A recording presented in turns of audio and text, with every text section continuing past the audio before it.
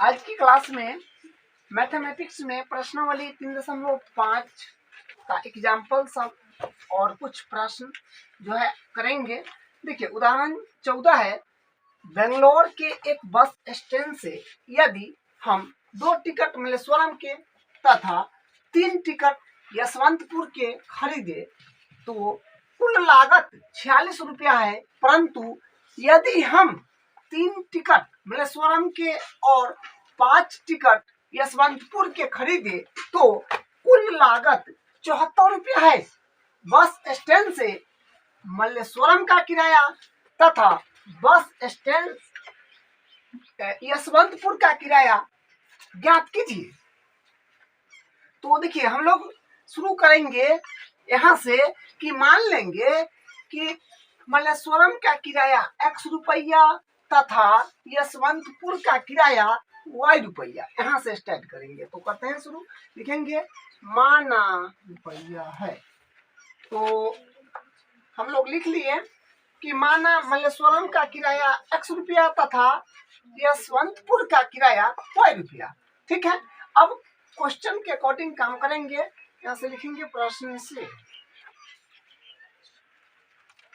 से देखिए क्या बोला है, बेंगलोर के एक बस स्टैंड से यदि हम 2 टिकट मल्लेश्वरम के तथा 3 टिकट यशवंतपुर के खरीदे तब उसको कितना लग रहा है 46 रुपया।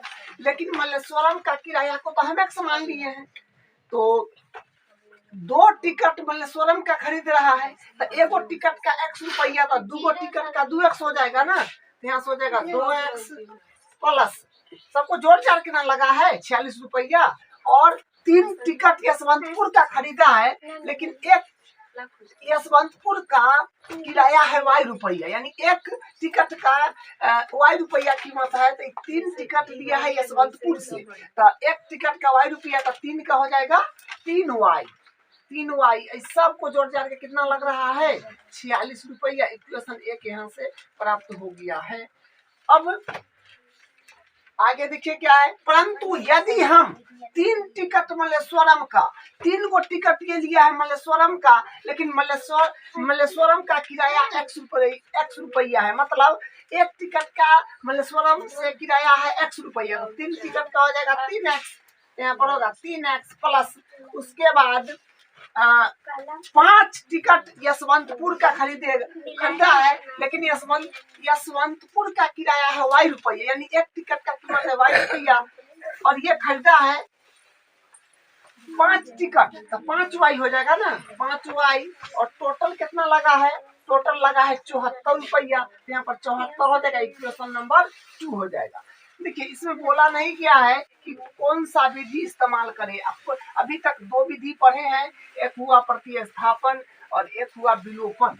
ठीक है, ये दोनों विधि में किसी से बना दीजिए जिससे आपको आसान लगे। हम इसको विलोपन विधि से कर देते हैं। ठीक है, तो हम x के गुणांक को बराबर करना चाह रहे हैं, यहाँ पर लिखेंगे समीकरण 1 में देखिए इसका गुणांक से इसमें गुना कर देंगे, इसका गुणांक से इसमें कर देंगे, बराबर हो जाएगा, कट जाएगा। अगर आपको y को काटने का मन है तो 3 से इसमें समीकरण में गुना कर दीजिए, 5 से इसमें कर दीजिए, जैसे कीजिए कोई फर्क नहीं पड़ेगा। ठीक है, तो समीकरण 1 में हम गुना कर रहे हैं 3 से और माइनस करेंगे, फिर समीकरण में गुना कर लेंगे, समीकरण 2 में गुना करेंगे 2 से। ठीक है, तो कहने का मतलब है कि समीकरण 1 में 3 से गुना करेंगे और समीकरण 2 में 2 से गुना करेंगे और माइनस कर देंगे, अपना काम सेटल हो जाएगा। समीकरण 1 में 3 से अगर हम लोग गुना करें 3 दूनी 6x हो जाएगा और प्लस 3 तिया 9y हो जाएगा और बराबर, और इसमें 3 से जब करिएगा तो 6 3 18 की 88 ले 4 12 1 13 138। उसके बाद समीकरण 2 में करना है 2 से गुना, 3 दूनी 6x और प्लस उसके बाद हो जाएगा 5 दूनी 10y बराबर 74 दूनी हो जाएगा 4 दूनी 8 और 7 दूनी 14 148। घटा रहे हैं ना दोनों को, तो माइनस घटा रहे हैं तो साइन चेंज हो जाएगा, प्लस होता माइनस। चलिए ये कट जाएगा तो यहाँ से अपने पास मिलेगा माइनस का, क्योंकि 9y में से माइनस का 10y जाएगा तो यहाँ से माइनस का y बचेगा, और यहाँ जब घटाएंगे तो 10 बचेगा जो कि माइनस का। ठीक है, माइनस माइनस प्लस कर लीजिए, तो यानी y बराबर अपने पास कितना आया 10 रुपया। तो y का मान समीकरण 1 में या 2 में आप अपने सुविधा के अनुसार डाल दीजिए, जिसमें आपको रखने का मन है। हम y का मान समीकरण 1 में रख रहे हैं, यहाँ से लिख देंगे y का मान समीकरण 1 में रखने पर, मान समीकरण 1 में रख रहे हैं, तो समीकरण 1 अपने पास है 2x प्लस का 3y बराबर 46। तो 2x है तो 2x प्लस 3 है तो 3y की जगह रखना है 10, तो 10 बराबर 46। यहाँ से अगर 2x प्लस 10 या 30 बराबर 46, तो यानी यहाँ से क्या होगा 2x के बराबर अगर हम लोग करते हैं तो इस तरफ आ जाएगा, तो 46 माइनस का 30, तो यानी 2x बराबर हो जाएगा 6 1 16, यानी x बराबर आएगा 16/2, तो यानी x बराबर हो जाएगा 8। ठीक है, तो x का वैल्यू 8 आ गया, y का वैल्यू 10 आ गया। अब कह सकते हैं कि मल्लेश्वरम का किराया को x माने थे, तो मल्लेश्वरम का किराया हो गया 8 रुपया और यशवंतपुर का किराया हो गया y बराबर 10 रुपया। तो ये बात आप लिख दीजिए, हम लिख दिए। अतः मल्लेश्वर का किराया 8 रुपया था, यशवंतपुर का किराया 10 रुपया है। अब इसका अगला करते हैं। उदाहरण 15 है, पी के किन मानों के लिए निम्न समीकरणों के युग्म का एक अद्वितीय हल है। देखिए ये जो क्वेश्चन है, इस टाइप का आप क्वेश्चन क्या बोलते हैं, हाँ 3.2 प्रश्नावली में किए थे। उसको एक बार फिर से हम डिवाइड करवाते हैं। जो 3 को केस बना था, जो साधनी बना करके बताए थे, वही केस इसमें लगेगा। जिसे हम आपको बताए थे कि एक इस प्रकार का केस होता है और एक इस प्रकार का होता है, जो उसी के ऊपर जाता है, एक के ऊपर एक रेखा जाती है और उसके बाद एक ये इस प्रकार का होता है। ठीक है, तो इसको बोलते हैं हम लोग प्रतिच्छेदी रेखा, प्रतिच्छेदी रेखा और इसको बोलते हैं संपाती रेखा, संपाती रेखा, और इसको बोलते हैं समांतर रेखा और समांतर रेखा। तो इसमें क्या होता है कि इसमें अद्वितीय हल होता है, अद्वितीय हल। ठीक है, और इसमें अद्वितीय हल बोलिए या एक हल बोलिए, ठीक है वही बात है, एक हल। और इसमें जो होता है संपाती रेखा में, इसमें अनंत हल होता है, या कहिए अपरिमित रूप से अनेक हल, अनंत हल। ठीक है, इस संपाती रेखा में अनंत हल होता है और इसमें जो है, इसमें कोई हल नहीं होता है, कोई हल नहीं। ठीक है, इसमें कोई हल नहीं, इसमें अनंत हल, इसमें अद्वितीय हल या एक हल। तो देखिए एक हल हो या अनंत हल हो, इस सिचुएशन में संगत निकाय बोला जाएगा, संगत निकाय। ठीक है, अनंत हल भी है तो संगत निकाय, इसको भी बोलेंगे संगत निकाय। एक हल हो या एक से ज्यादा अनंत हो तो संगत बोला जाएगा। ठीक है, ये हो जाएगा असंगत निकाय, असंगत निकाय, असंगत निकाय। ठीक है, तो इसका कंडीशन क्या था, इसका कंडीशन था कि A1/A2 बराबर नहीं होगा B1/B2 का। इसका क्या कंडीशन था कि A1/A2 बराबर होगा B1/B2 और बराबर होगा C1/C2। इसका ये कंडीशन था। इसका कंडीशन ये था कि A1/A2 बराबर है B1/B2 बराबर नहीं है C1/C2। ठीक है, तो ये चीज आप पढ़े हैं प्रश्नावली 3.2 में।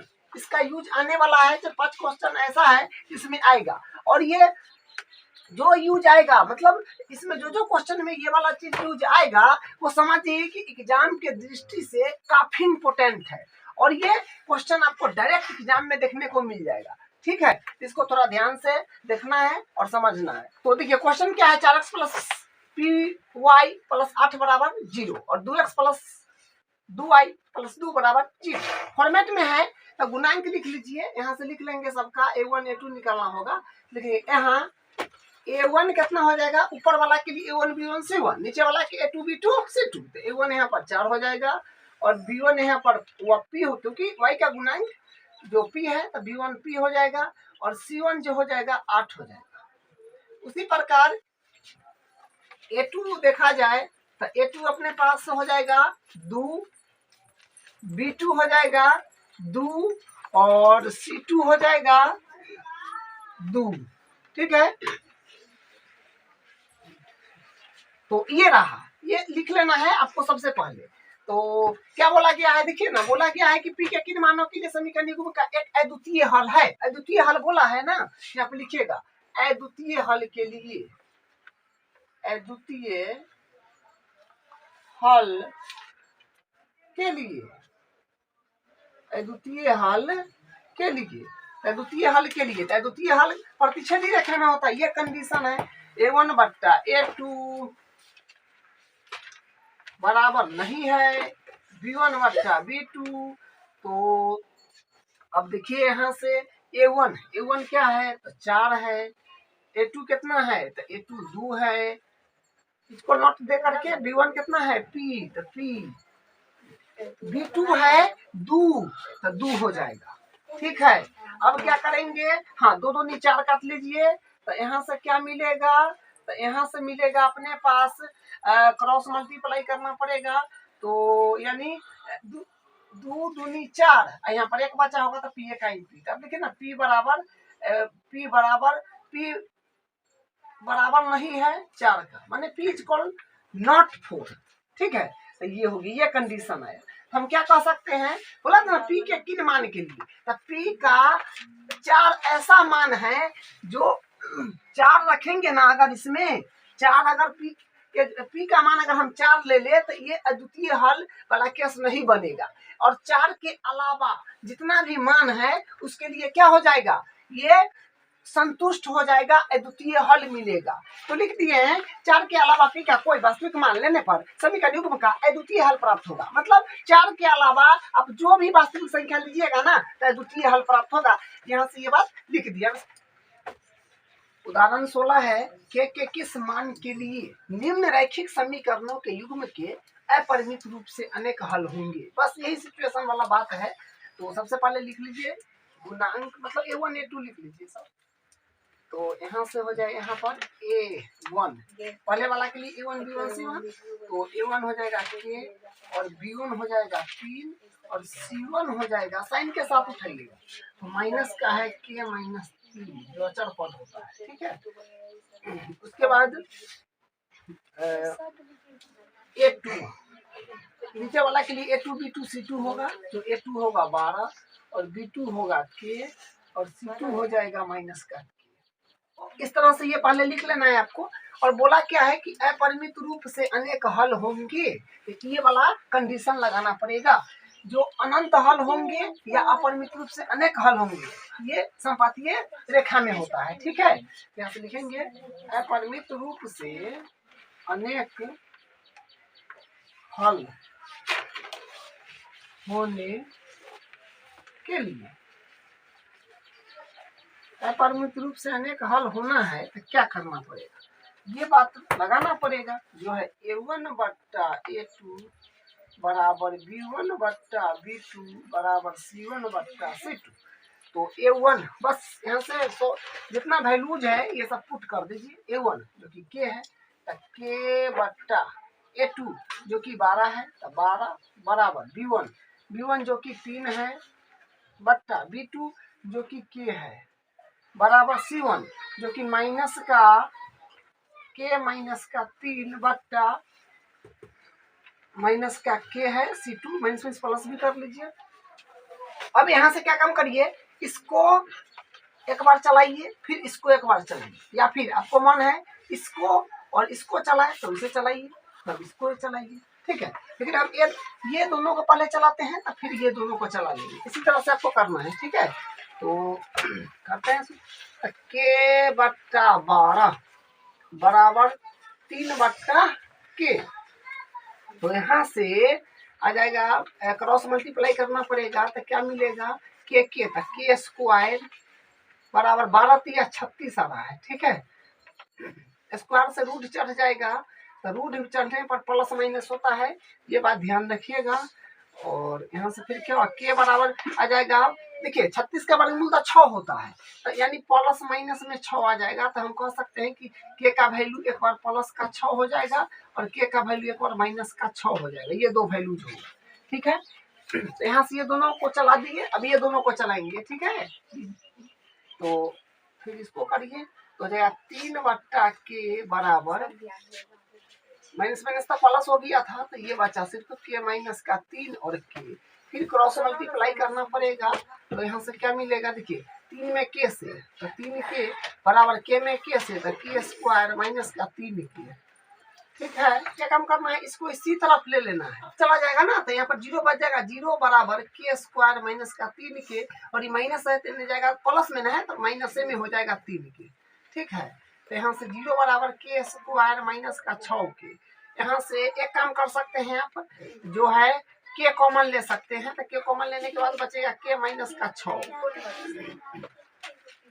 तो आप एक बार के 0 के बराबर कर लीजिए, एक बार के माइनस 6 को 0 के बराबर करिए, के बराबर 0, एक बार के माइनस 6 बराबर 0। यहाँ से तो ये वैल्यू तो अपना आ गया ना, एक बार तब यहाँ से फिर क्या मिलेगा, के माइनस में उस तरफ आएगा तो प्लस में हो जाएगा 6। तो हम क्या कह सकते हैं, देखिए दोनों में कौन सा कॉमन मान है के का, यहाँ पर के का मान प्लस का 6, यहाँ पर भी के का मान प्लस का 6, तो दोनों में ये कॉमन है। ठीक है, तो ये मान इसको संतुष्ट करेगा, मतलब के बराबर 6 पर अपरिमित रूप से अनेक हल होगा। ठीक है, तो यहाँ से हम क्या लिखेंगे, के बराबर 6 इसका हल हो जाएगा। ठीक है, यही इसका आंसर है। प्रश्नावली का दूसरा क्वेश्चन है, दूसरा का फर्स्ट है, ए और बी के किन मानों के लिए निम्न रैखिक समीकरणों के युग्म के अपरिमित रूप से अनेक हल होंगे। देखिए प्रश्नावली 3.5 का दूसरा क्वेश्चन है, दूसरा का फर्स्ट है, ए और बी के किन मानों के लिए निम्न रैखिक समीकरणों के युग्म के अपरिमित रूप से अनेक हल होंगे। तो अपरिमित रूप से अनेक हल वाला कंडीशन लगाना पड़ेगा। तो सबसे पहले हाँ, समीकरण को आप क्या करिए, इसको कर लीजिए आप सिस्टमेटिकली कर लीजिए। तो यहाँ से हो जाएगा 2x + 3y, और ये 7 को इस तरफ ले लीजिए। ठीक है, तो माइनस बराबर के इधर 0 होना चाहिए। ठीक है, तो इसको इधर ले लिए तो कुछ नहीं बचा, 0 दे दिए, इसको भी उसी तरह कर लेंगे तो सिस्टमेटिकली हो जाएगा। तो a माइनस का bx प्लस का a प्लस by, इसको भी इस तरफ ले लेते हैं, तो इस तरफ ले लेंगे तो माइनस में ना हो जाएगा, तो माइनस में घेर का लिख देते हैं, माइनस में हो जाएगा। तो यहाँ पर 3a + b माइनस का 2 बराबर 0। ठीक है, तो सबका a1 b1 c1 लिखिए, तो लिखेंगे यहाँ a1 ऊपर वाला के लिए a1 b1 c1, तो a1 2, b1 3 और c1 माइनस का 7। उसी प्रकार a2 नीचे वाला के लिए x का गुणांक जो है a माइनस b, और b2 यानी y का गुणांक जो हो जाएगा a प्लस b, और c2 जो होगा अचर पद जो है माइनस का 3a प्लस b माइनस का 2। क्या बोला गया था, अपरिमित रूप से अनेक हल होंगे, तो यानी संपाती रेखा वाला बात है, ये कंडीशन लगाना पड़ेगा। a1/a2 बराबर b1/b2 बराबर c1/c2। तो लिखेंगे अपरिमित रूप से अनेक हल के लिए, अपरिमित रूप से अनेक हल के लिए, अपरिमित रूप से अनेक हल के लिए कंडीशन a1/a2 बराबर b1/b2 बराबर c1/c2। a1 2 है, a2 ना, a2 a माइनस का b बराबर b1 3, b2 a plus b, और c1 है अपने पास माइनस का 7, और c2 है माइनस का 3a plus b minus 2, minus का 3a प्लस b माइनस का 2। ठीक है, तो यहाँ से माइनस माइनस प्लस काट लीजिए। तो हाँ, फिर उसी प्रकार इसको एक साथ चला लीजिए, फिर इसको एक साथ चला लीजिए, या फिर इसको चला लीजिए, आइए इसको चला लीजिए, जैसे करिए उससे कोई फर्क नहीं पड़ता है। हम उसी तरह से करेंगे, इसको ये दोनों के एक साथ, फिर ये दोनों के एक साथ चला लेंगे। ठीक है, करेंगे 2/a - का b बराबर 3/a + का b।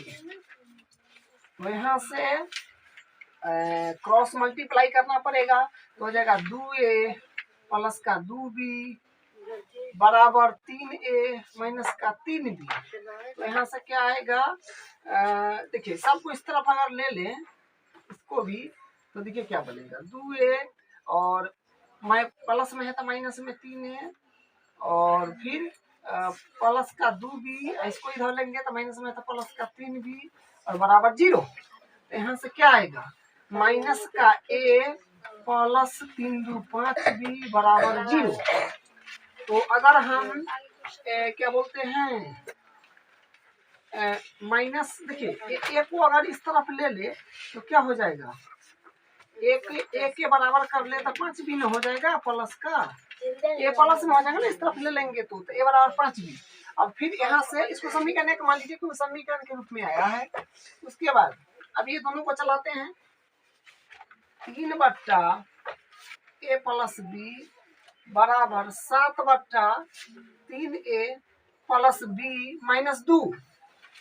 तो फिर करना होगा, तो 3 में से 3 3 9a + 3b - का 3 दूनी 6। तो फिर इसमें करेंगे 7a + का 7b। अब इसको भी इसी तरफ ले लेंगे इसमें और फिर इसको भी इसमें। ठीक है, तो यहाँ से आएगा 9a और यहाँ पर 7a प्लस का है आएगा तो माइनस का 7a और फिर यहाँ पर प्लस का 3b है और ये प्लस में है 7b तो माइनस का 7b और ये है माइनस का 6। अगर इसको बराबर के इस तरफ लेते हैं तो प्लस का 6 हो जाएगा। ठीक है, तो यहाँ से क्या मिलेगा 9a में से 7a गया तो 2a प्लस माइनस माइनस हो जाएगा, यहाँ पर माइनस का 4b हो जाएगा और बराबर में 6 हो जाएगा। इसको हम लोग मान लेंगे समीकरण 2। तो क्या लिखे समीकरण 1 से a का मान समीकरण 2 में रखने पर, समीकरण 2 में a की जगह 5 भी रख दीजिए, तो जगह 2 और ये ना है, यहाँ पर 5 भी रखना पड़ेगा प्लस 5 भी माइनस 4 और b है तो b, क्योंकि यहाँ पर वैल्यू पुट कीजिए सब एडिटिव, यहाँ से 5 दूनी 10 b माइनस 4b बराबर 6। तो यहाँ से क्या बनेगा, यहाँ पे 6b बनेगा, 10b में से 4b गया तो 6b बराबर 6, b के बराबर करेंगे 6/6 यानी b का मान क्या रहा है, b का मान क्या है। अब समीकरण 1 में डाल दीजिए, तो यहाँ से लिखेंगे b का मान समीकरण 1 में रख दीजिए। समीकरण 1 क्या है, a बराबर 5b, तो a बराबर 5 गुने b का वैल्यू 1 तो a बराबर 5। यही इसका आंसर है, बोला था ना ए और बी के मान ज्ञात करिए। दूसरा का सेकेंड पार्ट है के किन मानों के लिए निम्न रैखिक समीकरणों का कोई हल नहीं है। तो कोई हल नहीं है वो वाला कंडीशन लगाना पड़ेगा जो समांतर रेखा में होता है। तो सबसे पहले इसको सिस्टमैटिकली कर लीजिए, यानी व्यापक रूप में 3x + y बराबर के इधर अंक को नहीं छोड़िएगा, बराबर के इधर 0 होना चाहिए। तो -1 बराबर 0, 2k - 1 x plus k - 1 y into y। इसको भी इस तरफ अगर आप ले लेते हैं, क्योंकि लेना पड़ेगा और बराबर में 0 रखना होगा, तो माइनस में आ जाएगा ना, प्लस में है तो 2k + 1 बराबर 0। अब यहाँ से फिर लिख लीजिए a1 b1 c1 a2 b2 c2, लेकिन यहाँ a1 हो जाएगा, फर्स्ट वाला में होता है a1 b1 c1, a1 मतलब x का गुणा जो 3 है, b1 मतलब y का गुणा जो कुछ नहीं है तो 1 हो जाएगा, c1 मतलब अचर पद जो माइनस का 1 है, तो साइन के साथ उठाना पड़ेगा, तो माइनस का 1 और a2 हो जाएगा x का गुणांक दूसरा वाला समीकरण में 2k - 1 और फिर b2 y का गुणांक समीकरण 2 में जो है k - 1 और c2 जो है अचर पद साइन के साथ लिखना होगा, तो 2k + 1 क्या बोला गया है के किन मानों के लिए क्या कि समीकरण का कोई हल नहीं है, तो कोई हल नहीं वाला कैसे लगाना पड़ेगा, लिखेंगे कोई हल नहीं क्या कैसे ही होता है a1 बट्टा a2 बराबर b1 बट्टा b2 बराबर नहीं है c1 बट्टा c2। वैल्यू सबको पुट कर दीजिए। a1 अपने पास 3 है, 3 a2 अपने पास है 2 के माइनस 1 हो जाएगा 2 के माइनस 1 बराबर b1 है 1 और b1 1 है और b2 है k माइनस 1, तो k माइनस 1 बराबर नहीं, क्योंकि बराबर नहीं c1, तो c1 है 1 माइनस का और c2 है माइनस का 2 के प्लस 1 माइनस का 2 के प्लस 1, तो ये माइनस माइनस प्लस कर लीजिए और फिर ये दोनों को एक साथ चला लीजिए, फिर ये दोनों को एक साथ चला लीजिए। तो करते हैं शुरू। देखिए तो 3 बट्टा 2 के माइनस 1 बराबर 1 बट्टा के माइनस 1, इसको पहले करते हैं तो वही फिर क्रॉस मल्टीप्लाई करना पड़ेगा 3 में के से, तो 3 के माइनस 3 का 3 माइनस तो माइनस 2 के माइनस का 1, ठीक है। इसमें इससे तो यहाँ से क्या बनेगा, अच्छा इसको इस तरफ आप ले लीजिए, इसको इस तरफ ले लीजिए, तो यहाँ से मिलेगा 3 के और ये प्लस का 2 के है तो माइनस का 2 के इस तरफ आने पर माइनस का 3 आई, माइनस का 1 है तो माइनस ही है, माइनस का 3 उधर हो जाएगा तो प्लस का 3, तो यहाँ से 1 के ना 3 के में से 2 के गया तो एक बार के बचेगा और 2 बचेगा, के का वैल्यू यहाँ से 2 आ गया है, इसको समीकरण होता है तो 1 मान लीजिए। उसके बाद ये दोनों को चलाना पड़ेगा, तो उसको चलाते हैं हो जाएगा 1 बट्टा के माइनस 1 बराबर 1 बट्टा 2 के प्लस 1, इसको इसमें मल्टीप्लाई इसमें करिए, इसको इसमें, ठीक है। इसको इससे क्रॉस मल्टीप्लाई यही ऐसे ही करते हैं, ठीक है। तो 1 से करिएगा तो बात वही रह जाएगा, फिर 1 से करिएगा बात वही रह जाएगा, इसको इस तरफ ले लीजिए, इसको इस तरफ ले लीजिए, तो यहाँ से हो जाएगा 2 के माइनस का के बराबर माइनस का के आई प्लस में है तो माइनस में के सॉरी 1, यहाँ से आएगा के बराबर माइनस का 2, के बराबर आ गया माइनस का 2, लेकिन यहाँ पे देखिए इक्वल नॉट है, इक्वल नॉट न देना था, बस बराबर जिससे काम करना है, ठीक है, लेकिन इसको नोट देना था। के बराबर माइनस का 2 नहीं माना जाएगा और के बराबर 2 माना जाएगा, ठीक है, क्योंकि आप चेक कर सकते हैं के जगह आप 2 रखिएगा तो समीकरण का कोई हल नहीं वाला केस बन जाएगा। के का मान अगर माइनस का 2 रखते हैं तो फिर ये वाला केस नहीं बनेगा, क्योंकि यहाँ पर लिखा है ना के इक्वल नॉट माइनस का 2, तो इसलिए ये जो है ये के का मान नहीं होगा, के का मान आपका ये हो जाएगा के बराबर 2, इसका फाइनल आंसर हो जाएगा।